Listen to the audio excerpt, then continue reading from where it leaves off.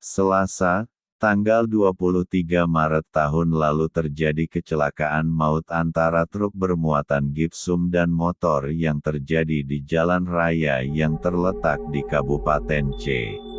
Dan mengakibatkan korban jiwa, yaitu 2 orang perempuan, 1 orang lelaki, dan 1 orang balita.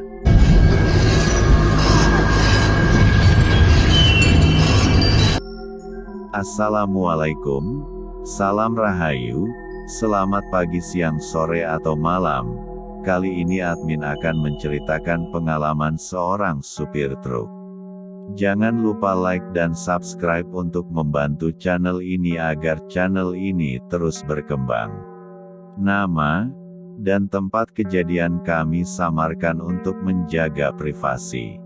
Kisah mistis ini dialami oleh seorang supir truk yang bernama Parman, nama samaran. Pada hari Kamis tanggal 25 Maret tahun lalu, Parman yang berprofesi sebagai seorang supir truk, ditugaskan untuk mengantar barang menuju kota lain, dan melewati jalur bekas kecelakaan tersebut. Sekira pukul 21 Parman bersiap untuk berangkat. Sebelum berangkat, Parman berpamitan kepada anak dan istrinya. Di rumah Parman belum merasa keanehan. Sesampainya di pangkalan truk, Parman mulai menyalakan mesin truk tersebut. Tak lupa Parman mengecek seluruh kondisi truk untuk dipastikan aman. Pukul 22 Parman mengemudi sendirian menuju kota B. Dalam perjalanan Parman sedikit merasakan keanehan. Parman dengan samar seperti mendengar suara bayi. Namun Parman tidak mempedulikan itu. Pada sekira pukul 23.45, Parman memasuki jalan raya bekas kecelakaan tersebut. Keanehan mulai terjadi pada saat Parman akan membunyikan klakson. Klakson tersebut tiba-tiba mati. Ia pun belum berpikir aneh-aneh, mungkin hanya error, ungkap Parman. Setelah ia memasuki daerah bekas kecelakaan maut tersebut, ia mulai merasakan bau anyir darah.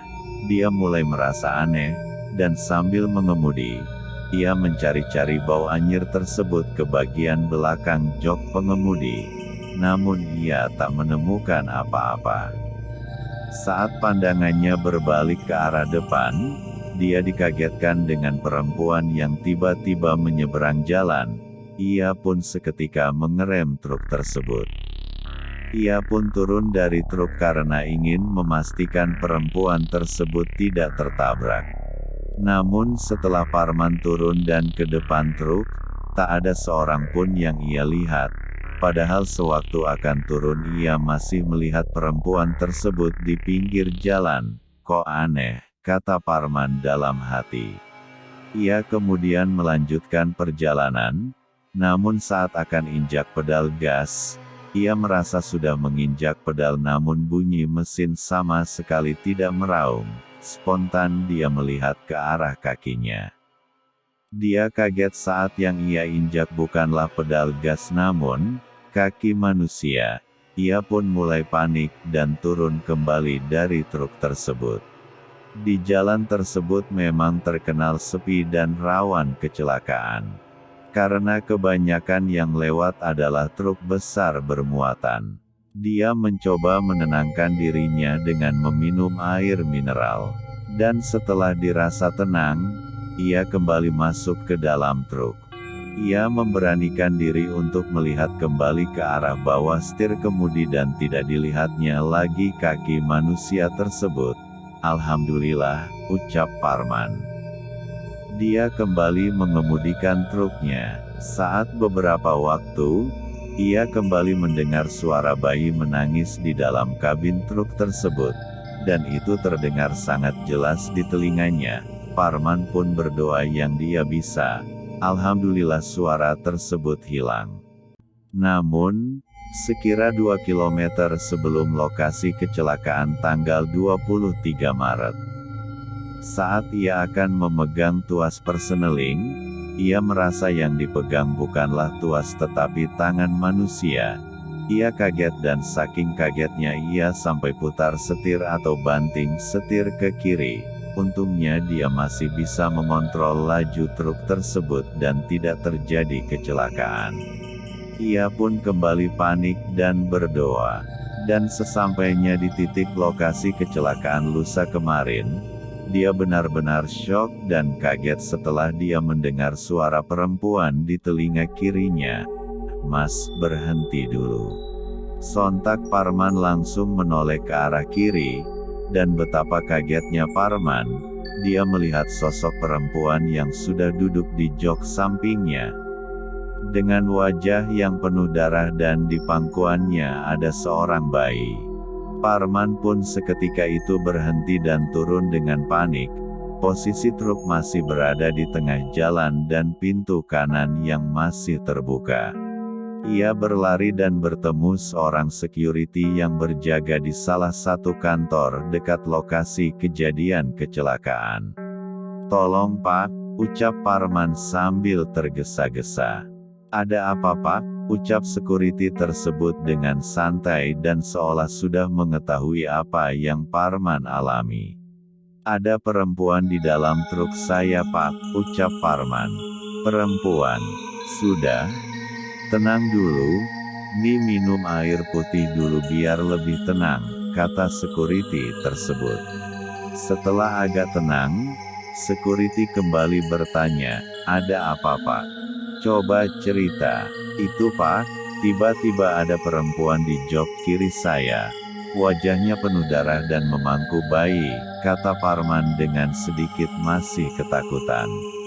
"Oh itu," ungkap security.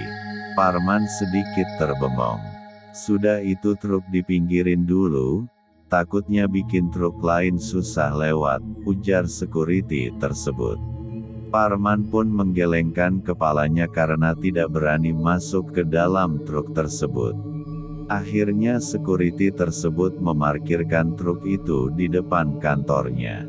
Kemudian security tersebut menceritakan kepada Parman bahwa di sepanjang jalan raya ini memang sering terjadi kecelakaan dan banyak kejadian-kejadian mistis.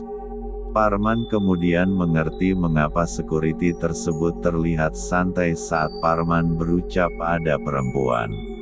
"Kemarin lusa, di depan situ terjadi kecelakaan maut, antara truk sama motor. 4 orang dinyatakan meninggal di tempat, 2 orang perempuan, 1 lelaki, dan 1 balita," ungkap security tersebut ke Parman. Parman kembali syok mendengar cerita security tersebut, dan dia mencoba kembali menenangkan diri. "Sudah Mas, Mas banyakin berdoa, fokus ke jalan, pokoknya banyakin berdoa dan istighfar saat melewati sepanjang jalan raya ini," kata security kembali. Parman pun berdoa yang ia bisa dan mendoakan korban kecelakaan agar diterima di sisi Tuhan. Setelah ia merasa benar-benar tenang, akhirnya dia memberanikan diri untuk melanjutkan perjalanan, karena dia ditugaskan agar sampai di pagi hari. Ia kemudian berterima kasih kepada security tersebut.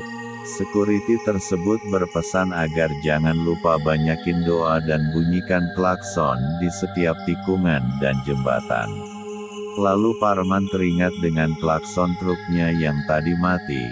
Kemudian ia masuk truk tersebut dan mencoba membunyikan klakson dan bunyi. Akhirnya Parman melanjutkan perjalanan dan sampai di kota B dengan selamat. Tamat. Oke, itulah cerita kisah nyata pengalaman seorang supir truk. Jika kalian mempunyai pengalaman mistis atau horor, kalian bisa tulis dan kirimkan ke email admin yang ada di deskripsi. Sekian dan terima kasih, salam Rahayu.